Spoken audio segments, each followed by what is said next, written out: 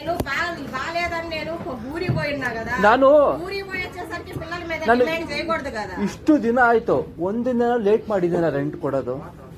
నేను నిన్నొచ్చి అడిగిన్నా, నేను నిన్నొచ్చి అడిగిన్నా, ನಾನು నువ్వు ఎప్పుడు వేస్తే అప్పుడే కదా నేను తీసుకున్నా. ಆಂಟಿ ಕನ್ನಡದಲ್ಲಿ ಮಾತಾಡಿ. మళ్ళీ నిన్నొచ్చి నేను అడగలేదు కదా. ಆಂಟಿ ಕನ್ನಡದಲ್ಲಿ ಮಾತಾಡಿ. ನೀವೇ ಬೋಲು.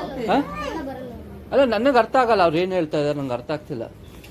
ರೆಂಟು ಮೇನೇ ಬೋಲಿ, आप कभी देता है तभी मैं ले. ನಂಗೆ ಕನ್ನಡದಲ್ಲಿ ಮಾತಾಡಿ. आप पसंद हुआ तो ಯಾಕೆ ಇದು ಬೆಂಗಳೂರು ಅಲ್ವಾ, ಕರ್ನಾಟಕ ಅಲ್ವಾ?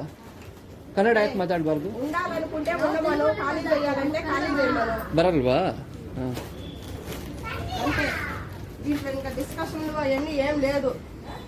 వస్తుంది అంటే ಏನು? తెలుగు వస్తుందా చెప్పు. ಏನಕ್ಕೆ ಬರ್ಬೇಕು ತೆಲುಗು? ಏನಕ್ಕೆ ತೆಲುಗು ಬರ್ಬೇಕು ನನಗೆ? తెలుగు ಏನಕ್ಕೆ ಬರ್ಬೇಕು? ನಾ ಕರ್ನಾಟಕದಲ್ಲಿ ನಾನೇನಕ್ಕೆ ತೆಲುಗು ಕಲಿಬೇಕು? ಕನ್ನಡ ರಾదు. ಅಲ್ಲ ನೀವೇನೋ ಹೇಳಿದ್ರಲ್ಲ, ಕನ್ನಡ ರೂಲ್ಸ್ ಇಲ್ಲ, ಕನ್ನಡ ರೂಲ್ಸ್ ಇದೆ ಅಂತ ಹೇಳಿದ್ರಲ್ಲ. నువ్వు ఏ రూల్స్ తీసినా నేను కరెక్ట్ గా మాట్లాడితే ఎటు కరెక్టే ఉంటుంది.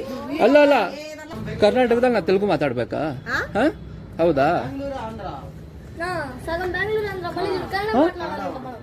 ಏನು? ಇಲ್ಲ ನೀವೇನೋ ತಂಗಿದೆ, ನಾವು ಕರ್ನಾಟಕದಲ್ಲಿದ್ರೆ ಕನ್ನಡನೇ ಮಾತಾಡ್ಬೇಕಂತ ರೂಲ್ ಇದೆ. ಅಲ್ಲ ರೂಲ್ಸ್ ಅಲ್ಲ, ನೀನ್ ನನಗೇನಕ್ಕೆ ನಾನು ತೆಲುಗು ಕಲಿಬೇಕು ಅಂತಿದ್ಯಾ? ನಾನು ಹಂಗೇನಿಲ್ಲ. ಹಂಗೆ